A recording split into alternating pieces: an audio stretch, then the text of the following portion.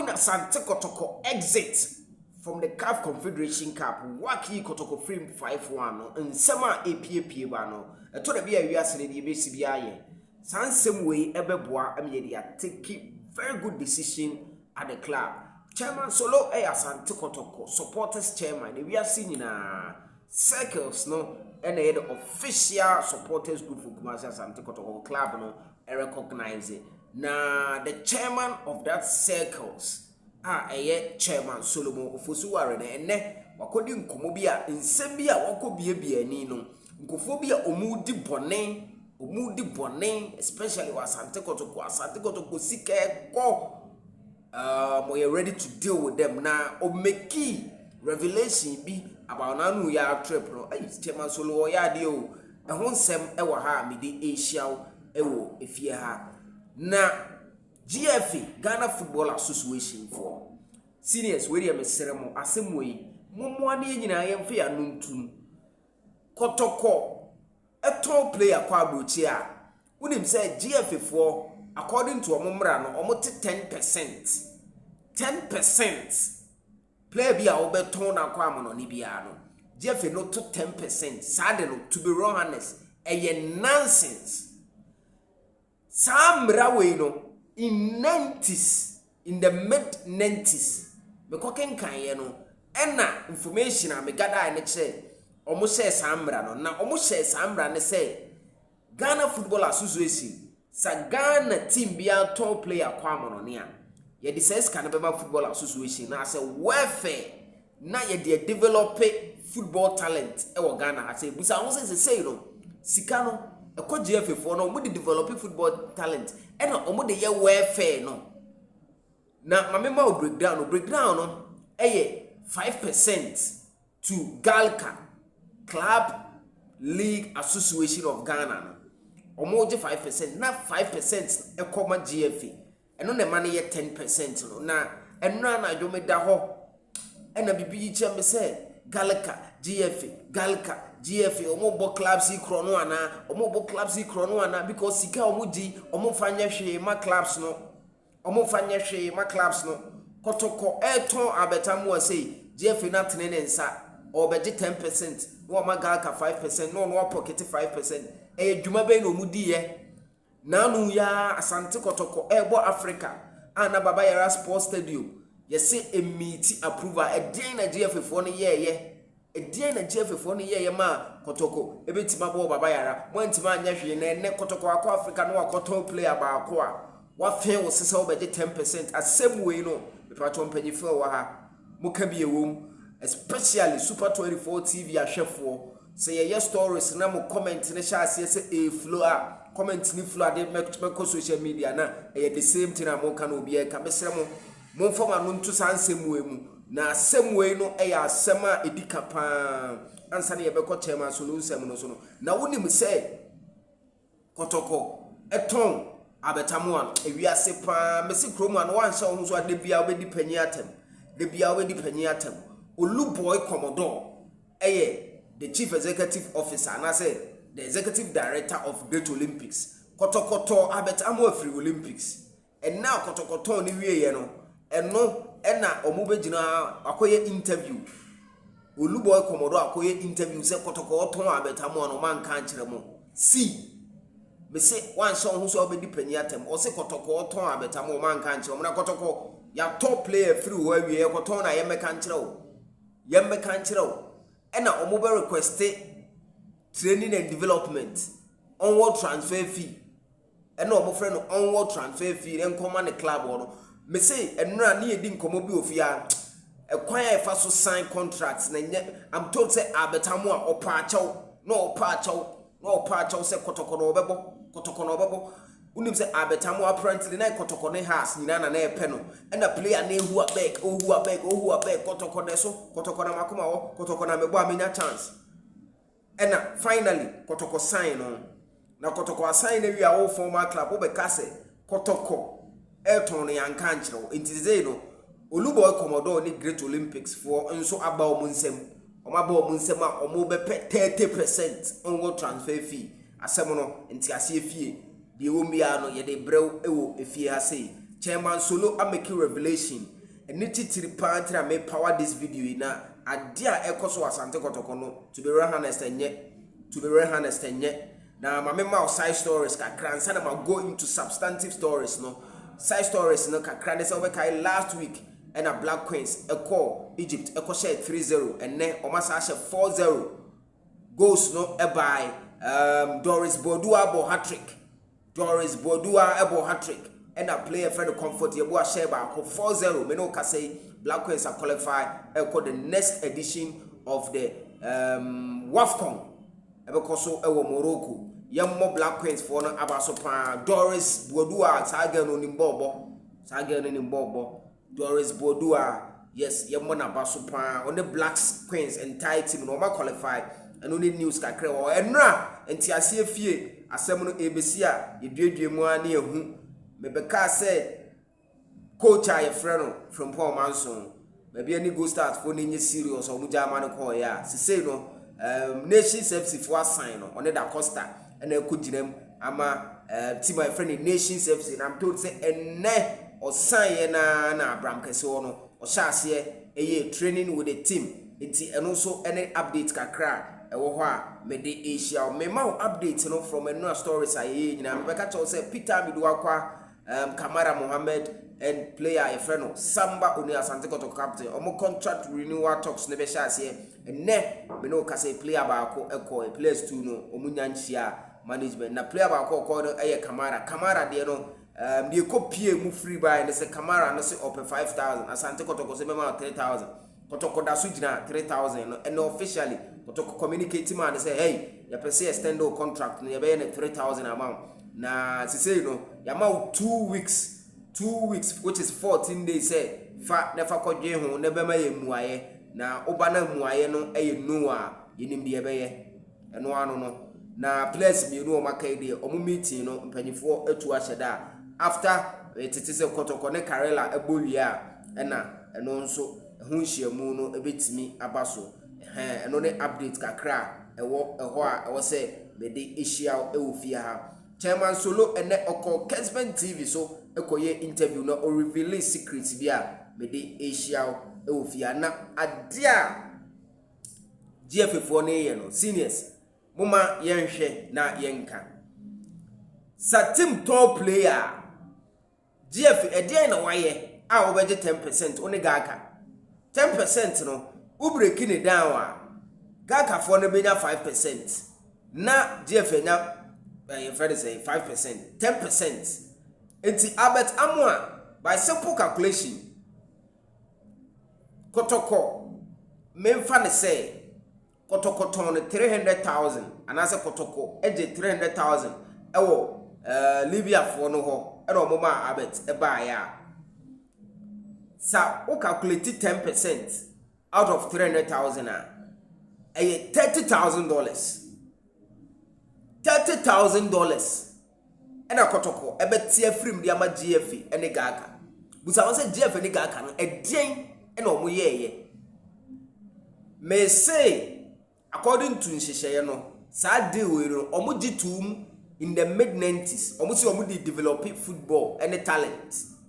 Now 5% no so club now Muha welfare. They say Gaka no welfare Papa Bay. Mpanyifo na ewo ho no na enjoy edura ya ko organize ga aka top 4 enti club bi ato amaje 5% mumu akonta bia na GF de no kra na memedwen ho amenti ase no ga ka de ndie say clubs ni nyina enti e omo lai na GF de no sika na de na omo de ye omo so omo develop talent ben na mo develop talent ben na ma on ete abra Kotoko hia mo se Kotoko oba Africa nka mo beye bibi ama stadium cry ready no you couldn't do enti seniors mo ka bi ewom mo foma no ntum na me say sa nyoma we omu ntwam obi busa mo se ni twam no ebe ye dan ne twam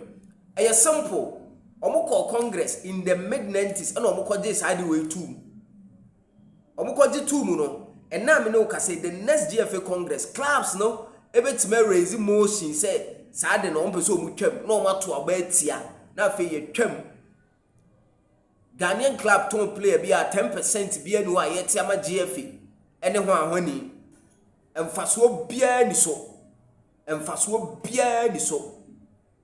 nipa no etiti ni morem o tua player ne ka okroma no na mo de ne wom ene player ni nya contract na mo abetene mo nsa se mo je 5% o ka bo ma 10%. Senior citizens mo ka bi ewom sa sika we mi hu no say absolute nonsense, especially GFA 5% no. Inti clubs no se ehu ena ekumo ena ye de World Cup da munti amukọ Congress amuntimi raise such matters munko na munko raise. And me Asante Kotoko, I wonder said that the nyina moto mun raise such important issue e Congress. Ebi an kama raise kra na other clubs na se omonti ase de anache so mo agirije. Obekai Tema Youth, the GFA versus Palmer. Joseph Pencil and omoton no.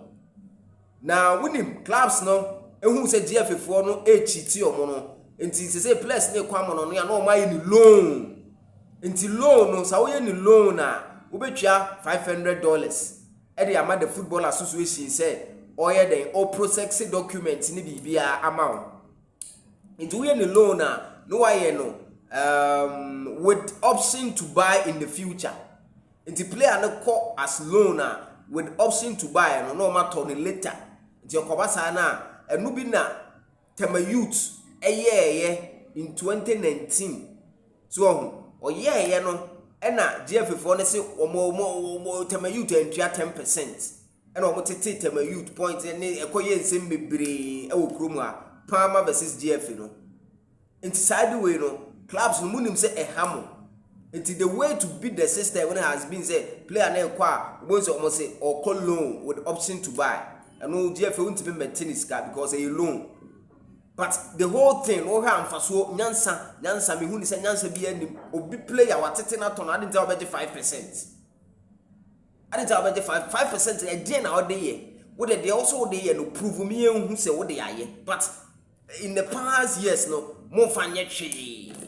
It is a more fanya so they are and it's better say clubs no moko Congress amonko pass na muncham gaka for mo a welfare group amode boaboa mo clubs no mo mpe dues bi a mo betua clubs na ankasa na mo dey aye mo welfare na mo dey aye source of revenue enye obi aton the player na obete 5%. Because are ho Kotoko bre ene nsema Chema Solo revealing ne chese Kotoko bre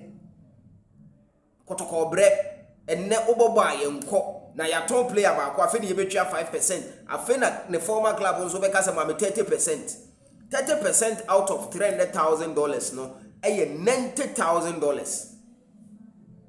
o work 30% from $300,000 $90,000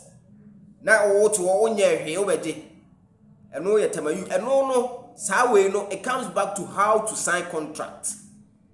To say the enra ye can say what's your sign contract here a favor club no see a sign contract onwo transfer fee bi e de be man the former club na what's ye ni 2% bi I didn't say what's ye ni 30% ni nyina no what's ye ensure minyanya the full document the onward transfer percentage agreed no minyanya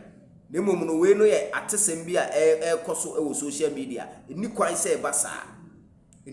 basa adey Chairman Solo in an interview grante na me raho o say ono namu ya tripper omukọ Morocco no the personal expenses or the call ye ni amanfo obo mu no okeka bomu a 50,000 Ghana cedis, almost 50,000 Ghana cedis. Akwantu otuko odi Kotoko echiko ene yet oko stadium a otua enso nkofo bia e omo se ena ye na club no eye me wofa ena te club no me wofa nana ene ho ahwan ena stadium kra no eye me na me prapra o me se wa ne prapra ho eduru kwasi ada VIP ho no so no mbekọ akotena yesi Kotoko match ye nhwe enso tambia VIP ho na ye charge kese no ho ayema and why am mano nipa no mu 50% entwia. Chairman Solo say in shisheye bia odi gu akwam to curb all this no he's going to do it into we a supporter we a Kotoko a titidi now the stadium now to untwia Chairman Solo say oba for you 50,000 or say or no de bia wo the club na chi or stadium a Kotoko home games otua etua bi ma amanfo nti ade ntire wo say ba sa and wo say be one key say to be rare harness no credit e ba akopɛ na say wo beti say menshia di Kotoko ama Kotoko ska menshia di Kotoko menshia ama Kotoko ska. How long would that be? How long would that be? I thought be a won penifo na moye club that was some finding means to get the club sustained without going to menshia. And I reveal say master abet amo ade no a lack of funds. Say skabia no e dey run a club no nti omuni option bia enye tem bia na Kotoko ebekọ IMC no ho anasa obekọ menhia otumfo menhia se yenyeska nete bia busumi bia opemso di scale ra club no ekwa sa na wo IMC na run a club no kwa no afere nti at this point can buy no they wouldn't allow it to go because emu ayedin supporters in my park. And I watch him say Herbert time no Kotoko no near the supporters stadium attendance and Rani Kotoko. What has happened? Inti omo mobile stadium mumuntiano. The warning to them is that it is coming over. And may bomb price a Chairman Solo way and just a mere words. Then it will be followed by action. Not 10% no so Kotoko yempenyi for mo hwe mo raise asem wo congress a carry weight 10% ni yenko twam mfaso bia ni so maton me players GFE enje 10% gaka 5 GFE 5 e den no mo diska na ye si yeti omo administrative charges bo mo eno ano no sa $500 administrative charges yeti omo eno ano no aden ya 10% player development and then talent development. Ini kwa say basa enumere hit pan because asante Kotoko no ebetimi ayeye me ba ni fia me di Kotoko chi me hu se Kotoko age CAF Confederation Cup African Cup de mahu 2002 ye ne work omo beje ye na anu ya has 2004 omo beje ye nti da ban ye be say duru final ye club ni ye mo enjoy free club no we are very careful. And me bon pass Chairman Solo, it is not going to be just a mere words. We be taking action. Or some of us here support. And as Santo Kotoko ye training. As some coach Karim Zito catch boys they say she in see. The SCB a twem and to say twem dia she in see yen hwe anim kwasi ada ye ne Karela yen show mo be 5 1 ni bi. Ni fan clear ho eno ne nsema o ka e players.